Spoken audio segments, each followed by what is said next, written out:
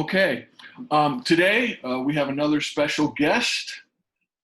His name is Matthew Brady, and no, that's not a coincidence. He is my nephew, but he has just come back from a year finishing his MA at the London School of Economics, where he also did a year as an undergrad there. So he spent a couple of years in London at the heart of the economic pulse, or the heart of the pulse, the heart of London, anyway. I guess that they call it the city. And he's now back. He's starting a new position with Bain and Company, which I believe is the same company, if I'm not mistaken, Matt, that Pete Buttigieg was with, wasn't it?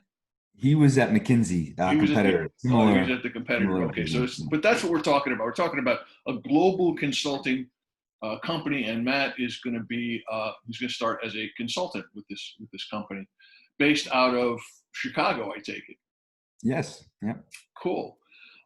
So Matt, tell me about when I asked you about what bands you were into. I mean, the first one you came up with is Radiohead. Mm-hmm. Why? Yeah. So Radiohead was a big band in the 90s, but they kind of persisted through the 2000s and really emerged into the 2000s as one of the biggest, most acclaimed, but also just rawest bands. And that was kind of when I was in middle and high school. So I definitely was the correct age for the music, which I think is important. But what's really fascinating about Radiohead, and I can talk about the history of it, is that their style changes significantly from album to album. And if you were to turn on their first CD, which came out in 1993, and the one that came out, most recent one came out probably a couple of years ago, probably 2016, you wouldn't even think that they're the same band. So it really provided a lot of listening, because each and every album is distinct and very concrete in its own right. So I guess I can kind of briefly talk about some songs that you probably have heard of. Their two most popular songs is Creep, which was on their first album in 1993. Very different than a lot of their traditional sounding stuff, but that's probably their most acclaimed one. And then the other one is Karma Police, which came out in an album also in the 90s. So kind of their more rock sound. So Creep came out in 1993, was on Pablo Honey's the name of the album. Kind of a one-hit wonder, they thought at first, because the rest of the album you can't even listen to. It's pretty terrible. However, interestingly, I think it's a very depressing song. I think the British banned it from a lot of their radio stations and stuff like that. And then they came out with a second album, The Bends, in the 90s, still very rocky, but it actually is great cover to cover you can listen to. And that's where people kind of recognize this isn't a one-hit wonder, they're a real band. And then they had a third album that came out in the 90s as well, which is considered probably one of their top albums, which is OK Computer, in the late 90s. And that's where Karma Police is on, but there's also a lot of other hits. So then at that point, they were pretty famous. I think OK Computer was one of the biggest selling albums in the world, definitely in the UK, but it was also global at this point. Definitely a big album in the US as well. But I think the story has it that it went to the artist. The main vocalist is Tom York, spelled, the only Tom I know spelled Thom, but Tom that way. And he kind of, the band as a whole was struggling with the fame. What's interesting about the band as well is they all grew up in Oxford, UK, which is 30-minute train outside of London, pretty big metropolis, but it's obviously where the great educational institution is as well. But they went to high school together. So it was a high school garage band. And so they had long-standing history. They kind of took a break and were trying to figure out how they're going to deal with the fame. And they actually start to sound a lot more electronic. So Aphex Twin, I don't know if you're familiar with them. That's kind of an influence that people speak to for their albums that came out after. And those were Kid A, which came out in 2000, and then another one which came shortly after, which was Amnesiac. They were recorded at the same time. Kid A is considered, I think, by many to be the best album of the 2000s. Rolling Stones, Pitchfork, a bunch of them would say that, I think. And Amnesiac came out after, and it's just very electronic and different from any of their previous rock albums. And from here, they kind of significantly started to pivot towards that more experimental sound. One of my favorite songs, or I think it's just a very cool way of showing how they thought about music and just how experimental they were. So there's a song on Amnesiac, which is called Like Spinning Plates.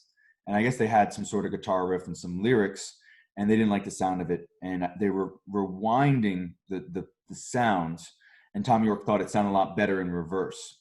So what he ended up doing is he started playing it repeatedly on reverse, memorized how to sing the lyrics backwards, and then sang them backwards, and then they flipped it around and played it forwards.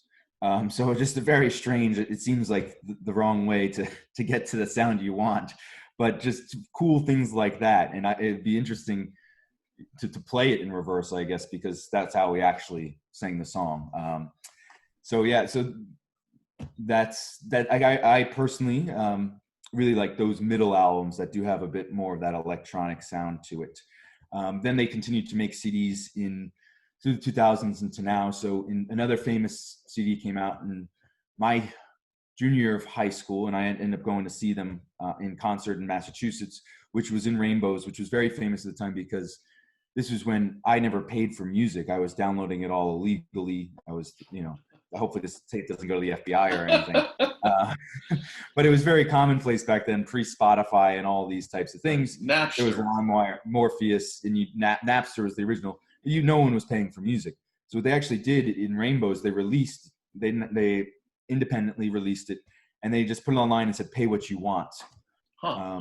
And which was kind of a revolutionary model at the time. Supposedly it did financially very well on it as well, because it's the type of band that has very, very strong support from a lot of individuals. So obviously it's tough for a no-name band to do that, but a big band like that, it was very successful. And then when I was living in London, the first time they came out with another CD called King of Limbs, which was very good. I had tickets to see them actually in London, but something that came up and I wasn't able to. At one point in time, Tom York, the vocalist, created a super band with the guy Flea from Red Hot Chili Peppers and someone else from Stone Temple Pilots. And I was able to see this super band, which is called Atoms for Peace, in the Barclays Center in New York, which was very cool. And most recently, they just came out with another album in 2016, Moon-Shaped Pools. But really, they're very famous. Their music videos are quite striking as well. Very kind of,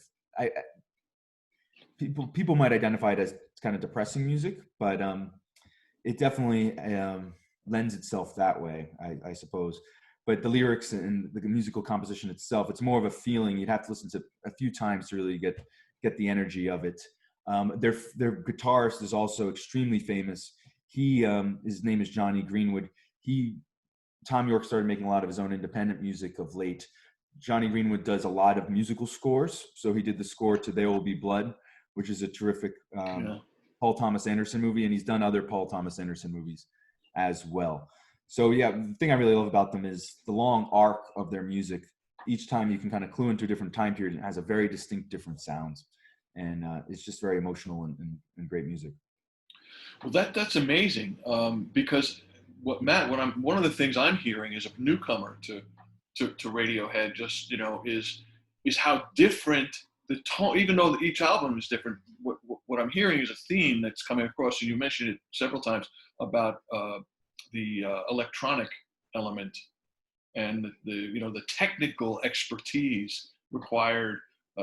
Which obviously has to do with a much more sophisticated sound system than we began with, rock and roll. I think I mentioned that earlier. I talked with Stags, and he recited, believe it or not, Twist and Shout.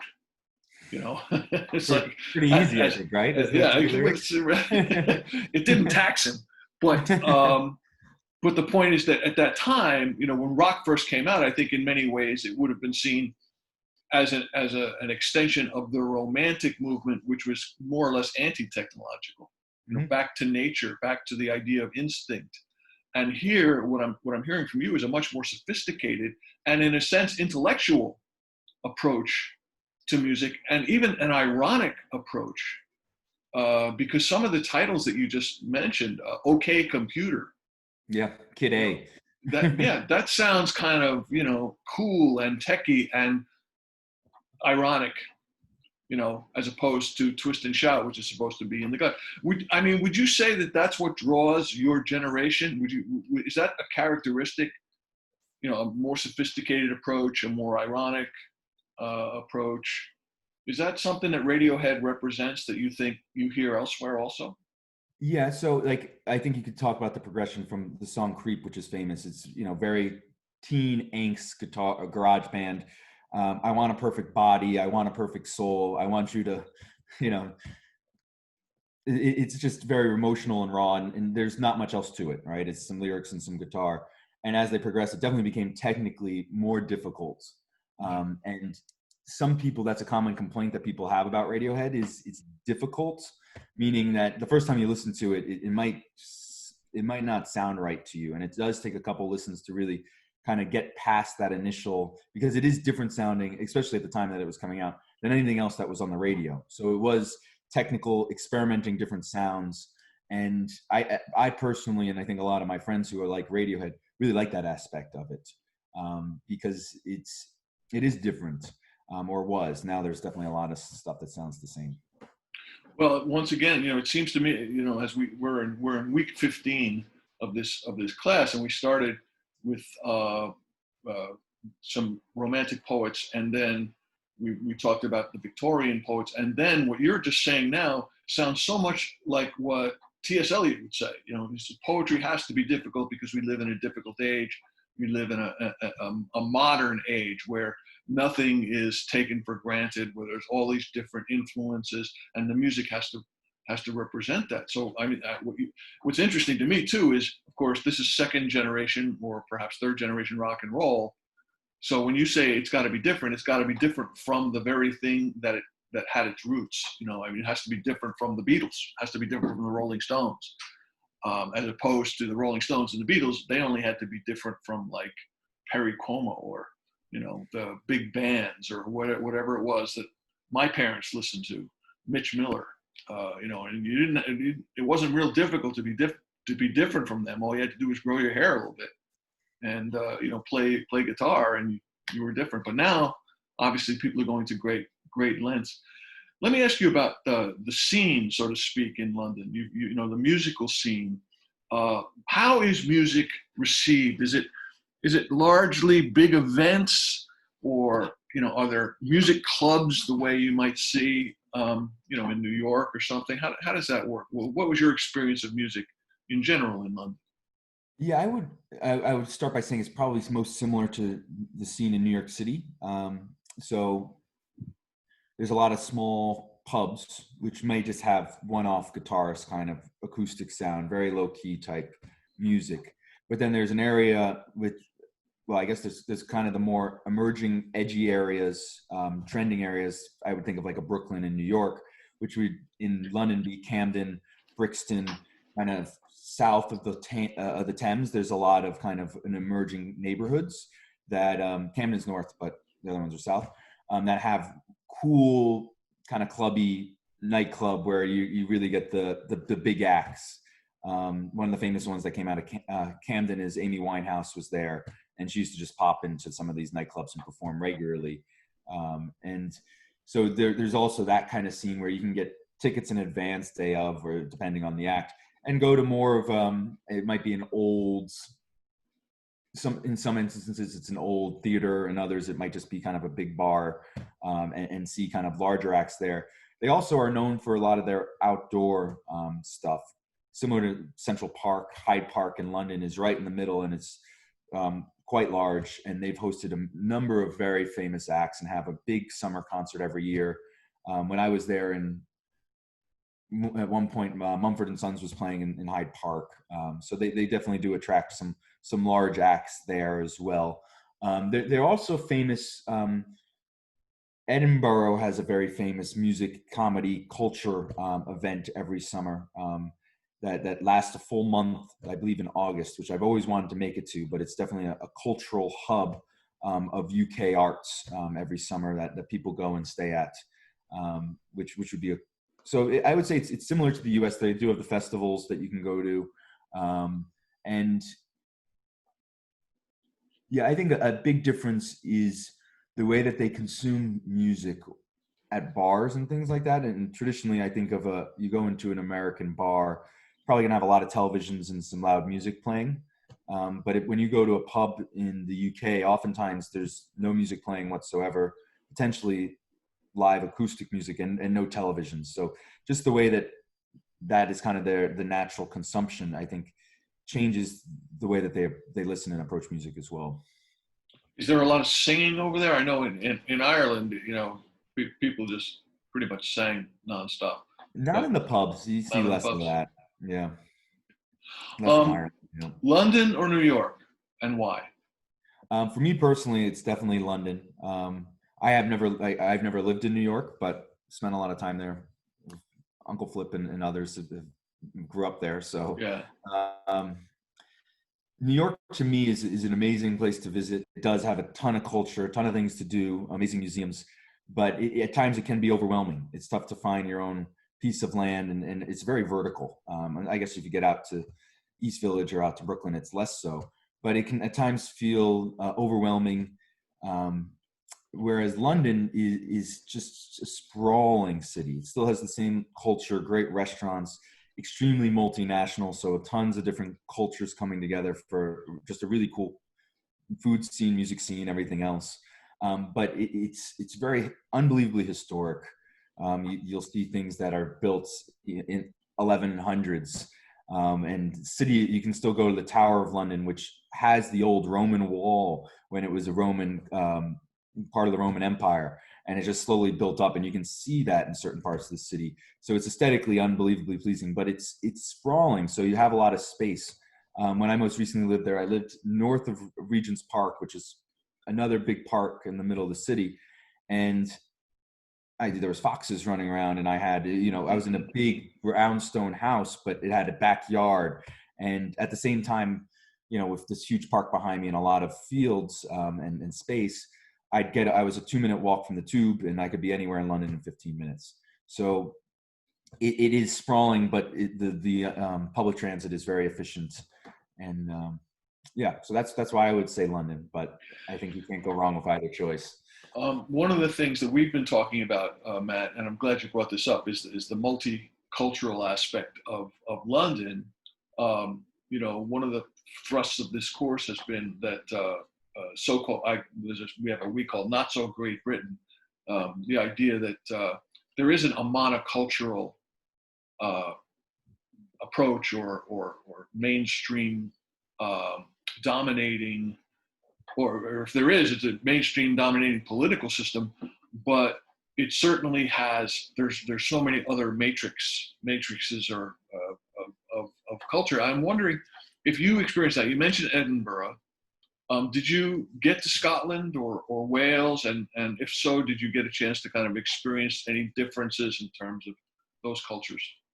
Yeah, so I didn't travel much outside of London. I spent some time in Bath, which is kind of a beautiful old Roman town, with some old Roman baths, but it's a tourist hub. And I went down towards the south, towards the shore, where there's like Dover. There's those amazing cliffs, like the Cliffs of Moher in Ireland. But once again, touristy places. I definitely something that's commonly talked about when you are in London. And people tend, when they do leave, they're not going to these coal towns, right? And there is, similar to the U.S., this great divide between the culture within London, which is extremely wealthy, multinational, a financial hub, and then you go 2 hours outside of London, and it is extremely rural, oftentimes not very wealthy, and there isn't this huge multinational influence. And that's how you have events and confluences like Brexit, where you do have this very wealthy hub that is a global superpower, but the areas surrounding it oftentimes are not being brought up with that system, and there's a form of animosity sometimes between the more rural or outside London areas and London itself. And I think we see a lot of that in the US today, right? So there's definitely that. London itself is a melting pot with tons of different cultures coming in. But once you get outside of that epicenter, it is, I would say, more of a monoculture, and there is probably more of a resistance to immigrants, and that's exactly where Brexit came from. Interesting. Brexit, for or against? So it's one of these things where everyone in London would be against, because they benefit directly from access to the European Union. A lot of these big companies in London are driven by really smart immigrant workers that come and are working there. So yeah, I would be against Brexit, but it's one of these common, depending on your circumstances and where you are, in whether in the city or in surrounding areas, you may have different views. Well, it sounds, very, like you say, very parallel to our situation with, the "Make America Great Again" kind of the sense of nationalism. Yes. That represents. But now that's already taken place, and as an economist, Matt, I mean, what do you predict will be the result? That's way above my pay grade. I've never called myself an economist. Don't tell your professors that. Yeah.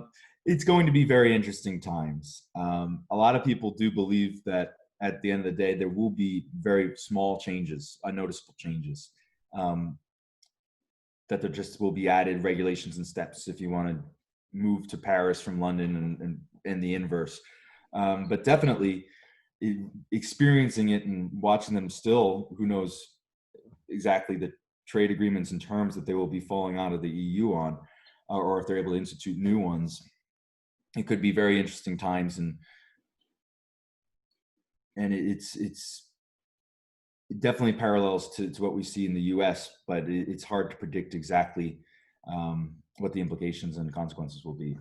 Right, right. The stereotype of especially the English is that they're reserved, that they're that they hold back an emotional response. Is that a myth, or is it true? And how did you, as an American, experience that culture and the interpersonal relations? Yeah, so I can only speak to my generation. I didn't spend much time with older British people, where I think that from my just watching them interact, I could see potentially that stereotype being true. I think for the younger generation, I still hope to classify myself as that. It's definitely less so, and I don't know if that's just due to immersion of cultures, and just access to different, TV shows and movies and what have you for the last 30 years. But the cultural divide between someone from the US and someone from UK, I find to be very low in my age group. Definitely, obviously, different reference points. A lot of music is transatlantic, but some TV shows and stuff like that, less so. But I don't think of them being reserved in any excess to people from the US. Maybe Americans, and myself included, I guess I find myself to be louder than the average Brit, and the way that they're more tactful in how they would approach someone with a complaint. Very, very sorry. I think it's said more by Brits than anything else. But it's very minor than I think the stereotype would often make you believe. Interesting. Well, of course, and then the counterpoint to that stereotype, I'm just speaking not out of my experience, but out of kind of received rumor and such. Although I have seen this personally. I'm talking about football, what we would call soccer. I mean, I've been during the World Cup. As a matter of fact, I was in England, and it was pretty frightening. I think Trump would have been justified in calling in the federal troops if he had seen that football match. Did you get to experience sports? Now, you're a former soccer player. Did you get to witness or even play? And what's that like? Is there a shift, so to speak? I mean, the difference between their participation in and love for football than our sports fandom. Yeah, football is religion over there. It's probably football, the queen, and then pints, I would say, in a hierarchy. And it's when there is a big match, the city shuts down, and there's just people sprawling out of pubs everywhere. And so I think there is definitely a shift because their passion for it is so amazingly high. And you go into the stadium and the songs that they have and the history to it, and they're all chanting in unison. It's definitely it's beyond passion that you would see at a Patriots or a Jets game or a Mets game. It's true lunacy and it is life. People crying in in the streets, kind of emotion that are tied to their football clubs. So definitely you do that stereotype, if there was a stereotype, no longer applies when it comes to if you go into a packed pub on a Sunday or Saturday and watch a match. So it's they're definitely passionate about it. So they must be really suffering in this pandemic, the kind of withdrawal from football even more. Well, yeah, the EPL is back. It was one of the first leagues that was back. And I think Liverpool, when there's a bunch of these different clubs, Liverpool's actually owned by the John Henry, who owns the Red Sox and things as well, I believe. But they won this year, and it was they closed it out post-pandemic, I believe. So they've been playing probably for a month now. There's no one in the stands. They actually echo in fan noises and things like that. But I guess the Brits they prioritize that over getting that back online quicker. Wow, that's amazing. Well, one last thing, Matt. Tell me something that I probably wouldn't know. A particular thing that really surprised you when you got there. Could be, everybody drives on the other side of the road. We know that, but anything that really just said, "Wow, this is really remarkably different," even if it's a small thing. So one factoid that I always found interesting was London Bridge is not in London. It was built, and it used to be a bridge over the Thames. But at one point in time, I believe in 1900s or something, they deconstructed and it's now rebuilt in Arizona. So London Bridge is in the U.S. But that's not necessarily a cultural wow. It's just a funny factoid. So how do they get across the river now without the bridge? they have new bridges. Tower Bridge is the famous one with the two towers on either side. I see. And so I guess the thing that my first experience that was most surprising is how little surprises there are. There are these very upfront things, like they drive on the other side of the road. But if you could have removed the accents and that aspect to it, really culturally coming from the U.S., it's our first cousin, right? It is almost identical, especially if you're in the cities. So I think that was kind of my biggest surprise, is the lack of culture shock. Sure, it's football and not soccer, and pints and not, I don't know, cans of beer, but it's very, very strikingly similar culturally in regards to behavior and language and just the sharing we've talked about. You had Stags on speaking about the Beatles. This exchange has been going on, since the founding of the U.S., but it continues today in both directions. So, thank you so much, Matt Brady, and we'll be following your career in Chicago.